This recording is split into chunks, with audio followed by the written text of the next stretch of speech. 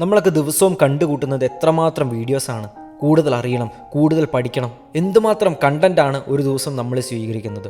പക്ഷേ ഇതുകൊണ്ടൊക്കെ പ്രത്യേകിച്ച് എന്തെങ്കിലും ഗുണമുണ്ടോ?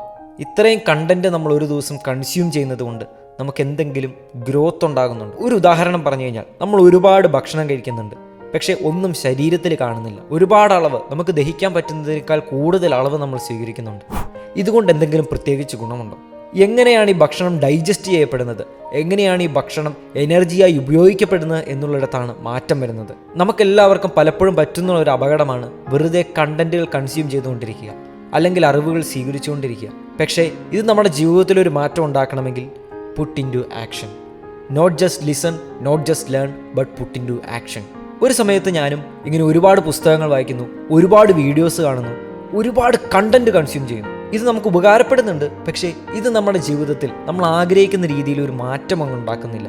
അന്നാണ് നമ്മൾ തിരിച്ചറിയുന്നത്, നമ്മൾ പ്രവർത്തിച്ചു തുടങ്ങുമ്പോഴാണ്, ഇതനുസരിച്ചിട്ട് നമ്മൾ എന്തെങ്കിലുമൊക്കെ ചെയ്തു തുടങ്ങുമ്പോഴാണ് നമ്മുടെ ജീവിതത്തിൽ മാറ്റം വരുന്നത്. ഒരു കാണിയായിട്ട് മാറി നിൽക്കാതെ ഒരു കളിക്കാരനായിട്ട് നമ്മൾ പ്രാക്ടീസ് ചെയ്യാനും കളിക്കളത്തിലേക്ക് ഇറങ്ങാനും തുടങ്ങുന്ന ഒരു ട്രാൻസ്ഫോർമേഷനാണിത്. Change will never come from what you hear, only by your action. Bernard Shaw ഒരിക്കൽ പറയുന്നുണ്ട്, if you teach a man anything he will never learn. അതായത് നമ്മൾ ഒരു മനുഷ്യനെ എത്രമാത്രം പഠിപ്പിച്ചാലും അയാൾ പഠിക്കില്ല, അതിന് അയാളുടെ തന്നെ അനുഭവത്തിൽ നിന്ന് അയാൾ പഠിക്കണം.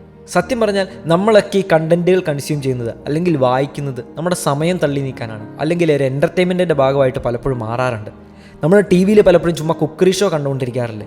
ഇതൊന്നും പാചകം ചെയ്യാൻ വേണ്ടിയിട്ടില്ല, ഇത് കാണുന്നതിൻ്റെ ഒരു സുഖത്തിന് വേണ്ടിയിട്ടാണ്. പക്ഷേ നമ്മളൊരു കാര്യം പഠിക്കാനായിട്ട് ആഗ്രഹിക്കുമ്പോൾ, അല്ലെങ്കിൽ നമ്മളൊരു കുക്കാവാനായിട്ട് ആഗ്രഹിക്കുന്നുണ്ടെങ്കിൽ എല്ലാ ദിവസവും വെറുതെ കുക്കറി ഷോ കണ്ടുകൊണ്ടിരുന്നാൽ മാത്രം നമ്മൾ കുക്കാകില്ല, നമ്മളൊരു നല്ല പാചകക്കാരനാവില്ല. അതിന് നമ്മൾ തന്നെ അടുക്കളയിൽ കയറാനും സമയം ചെലവഴിക്കാനും ഓരോന്നും ചെയ്ത് ഒരു എക്സ്പെരിമെൻ്റൽ ആയിട്ടുള്ള രീതിയിൽ മുമ്പോട്ട് പോകാനും റെഡിയാവണം. ഇത് തന്നെയാണ് നമ്മുടെ ജീവിതത്തെക്കുറിച്ചും. നമ്മുടെ ജീവിതം മെച്ചപ്പെടണമെങ്കിൽ നമ്മൾ കേൾക്കുന്ന എല്ലാ കാര്യങ്ങളും നമ്മുടെ ജീവിതത്തിന് ചേർന്നതാവണമെന്നില്ല.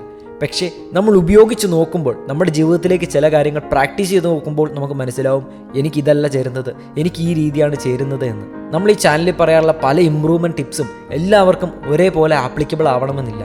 അതിനെ പേഴ്സണലൈസ് ചെയ്യാൻ പഠിക്കണം. അതായത് നമ്മുടെ വ്യക്തിപരമായ മനോഭാവങ്ങൾക്കും നമ്മുടെ വ്യക്തിപരമായ ജീവിതത്തിന് ചേരുന്ന രീതിയിൽ അതിനെ ഉൾച്ചേർക്കാനായിട്ട് പഠിക്കണം. അതിന് പലതും പരീക്ഷിച്ച് നോക്കണം, പലതും ട്രെയിൻ ചെയ്ത് നോക്കണം. അങ്ങനെ പേഴ്സണലൈസ് ചെയ്യുമ്പോഴാണ് ഇതൊക്കെ നമ്മുടെ ജീവിതത്തിൽ എന്തെങ്കിലും മാറ്റം വരുത്തുന്നത്, എന്തെങ്കിലും ഇമ്പ്രൂവ്മെൻറ്റ് കൊണ്ടുവരുന്നത്. അതുകൊണ്ട് നമുക്ക് ദഹിക്കാവുന്നതിൽ കൂടുതൽ ഭക്ഷണം കഴിക്കുന്നതിലല്ല, കഴിക്കുന്ന ഭക്ഷണം നന്നായിട്ട് ദഹിക്കുന്നതിലും അതനുസരിച്ച് പ്രവർത്തിക്കുന്നതിലുമാണ് അത് നമ്മുടെ ശരീരത്തിൽ പ്രതിഫലിക്കുന്നത്. ഇത് തന്നെയാണ് നമ്മൾ ചെയ്യുന്നത്. ഓരോ വീഡിയോ കാണുമ്പോഴും അല്ലെങ്കിൽ ഓരോ പുസ്തകം വായിക്കുമ്പോഴും ഇതിൽ നിന്ന് എന്തെൻ്റെ ജീവിതത്തിലേക്ക് പ്രാവർത്തികമാക്കാൻ പറ്റും എന്നൊന്ന് പരീക്ഷിച്ച് നോക്കുക. ഇല്ലെങ്കിൽ നമ്മൾ ഈ കാണുന്നതെല്ലാം വെറുതെ നമ്മൾ സമയം പാഴാക്കാനായിട്ട്, വെറുതെ ബോറടി മാറ്റാൻ വേണ്ടി മാത്രം കാണിക്കുന്ന ഒരു തത്രപ്പാടായിപ്പോകും. ഈ ഒരു തിരിച്ചറിവ്, ഈ ഒരു മനോഭാവം നമ്മുടെ ജീവിതത്തെ കംപ്ലീറ്റ് ആയിട്ട് മാറ്റിമറിക്കും. അതുകൊണ്ട് നമുക്ക് കാണിയായിട്ട് നിൽക്കാതെ കളിക്കളത്തിലേക്ക് ഇറങ്ങാം.